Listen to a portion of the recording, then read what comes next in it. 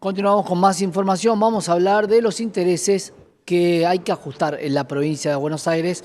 Julieta Jaime, abogada, está en comunicación con nosotros. Julieta, ¿cómo estás? Hola Santiago, ¿cómo te va?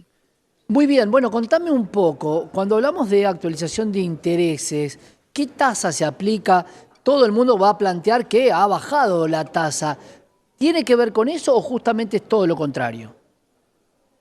No, es todo lo contrario. Y particularmente hay que hacer una diferenciación entre los juicios que tramitan en la provincia de Buenos Aires y los que tramitan en Capital Federal, que sería la Justicia Ordinaria Nacional. Ujú. Ahí hay una gran diferenciación en cómo se actualizan los intereses y los créditos en los distintos fueros.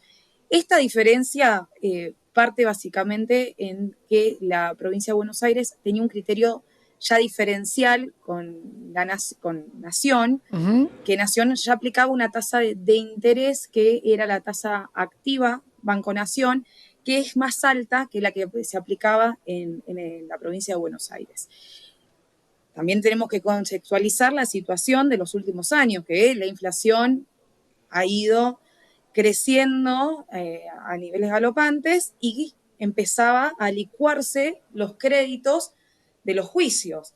Esto es muy interesante, Santiago, porque siempre se habla de la industria del juicio, pero hoy estábamos en una situación totalmente desfavorable Claro. para quien era acreedor de un crédito, de una sentencia favorable, después de años de litigio de un juicio, al momento de cobrar esa sentencia, nos encontrábamos que al actualizarla se la había licuado por los índices altos de inflación de los últimos años que venimos sufriendo. ¿Podemos hacer Ahí un hay una clara. ejercicio y poner par y paso ambas causas por un monto X? ¿Cuánto termina en una jurisdicción y cuánto en otra? ¿Y de qué intereses estamos hablando? Si son punitorios, si intereses por mora.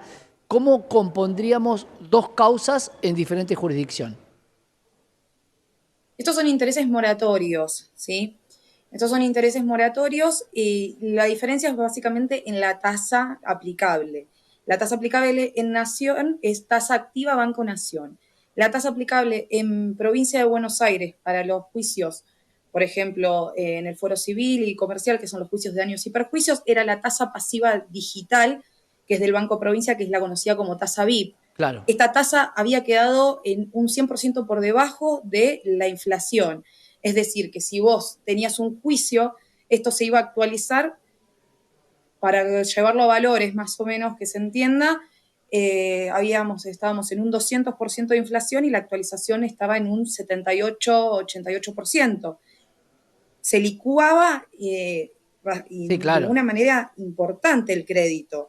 Entonces, terminaba siendo más beneficioso para la parte demandada dilatar el proceso judicial que tramitaba en la provincia de Buenos Aires en el tiempo, más sumado a que a la vez la provincia de Buenos Aires tiene deficiencias en el Poder Judicial respecto a las demoras, en demoras de despacho de los juicios, fijación de audiencias, dictado de sentencias, era más beneficioso dilatarlo, no llegar a negociar este criterio de no pago, porque a futuro voy a terminar pagando menos, y de esa manera licuar esa indemnización. Hay una clara afectación al derecho de la propiedad de la parte ganadora, ¿no? De la parte acreedora, que tenía que ser revertido. Esto tiene su origen en las leyes aplicables, que por suerte la Corte Suprema de la Provincia de Buenos Aires, la Suprema Corte de la Provincia de Buenos Aires, hizo un cambio de doctrina, que es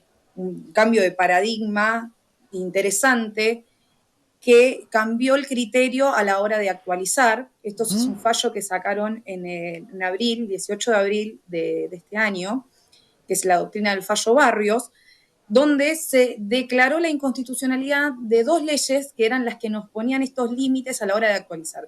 Estas leyes son la ley de convertibilidad, que viene de los años 90. Sí, Estamos claro. hablando de una ley viejísima que ha quedado ya obsoleta, la ley de la convertibilidad de los australes, que era del año 91, donde se había implementado el sistema de convertibilidad, que era 10.000 pesos, 10.000 australes, perdón, igual a $1, y después pasó a ser un peso, un dólar, y a la vez dentro de esta ley se planteaba la prohibición de actualización monetaria, indexación o variación de los créditos.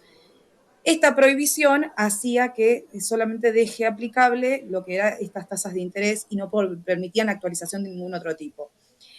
La ley de convertibilidad fue derogada parcialmente en el 2002, cuando salimos de la convertibilidad, pero mantuvo y no se derogó la prohibición de actualización monetaria e indexación hasta ahora, hasta este fallo. Estamos hablando del 2002 hasta el 2024. Ahora, 22 años manteniendo el mismo criterio ya era inviable para quien litiga en la provincia de Buenos Aires. para los que Por suerte, no, bueno, hay que remarcar que se declaró la inconstitucionalidad de esta prohibición de actualización monetaria e indexación y que es muy interesante el análisis que hizo la Suprema Corte de la Provincia de Buenos Aires haciendo un cálculo comparativo de cómo era la actualización de los créditos y tomando ahora otros puntos e índices de referencia como es el IPC, el RIPTE, el coeficiente SER, que son ajustados ya a valores actuales de la economía. Acá lo que hizo la Suprema Corte es hacerse cargo de esta crisis económica y tratar de claro. llegar a un punto de que no se genere un daño mayor a quien está reclamando, que por ahí tiene 5 o 6 años de un juicio y después cuando va a cobrar nos encontramos con esa indemnización que es paupérrima Esto a tiene, lo que es esto, realmente que debería ser en valores nominales reales. claro, esto tiene un doble efecto, Esto ¿no? se aplicó en un accidente de tránsito, en una acción de daños y perjuicios, se declaró la inconstitucionalidad al caso concreto, y lo interesante es que hoy tenemos ya desde el 7 de mayo un fallo de un tribunal de Quilmes que también lo está receptando en el fuero laboral, haciendo la misma actualización por RIPTE o por IPC, que de una manera de dar una sentencia más justa, teniendo en cuenta el principio de razonabilidad, una tutela efectiva y obviamente Está esperando el juicio.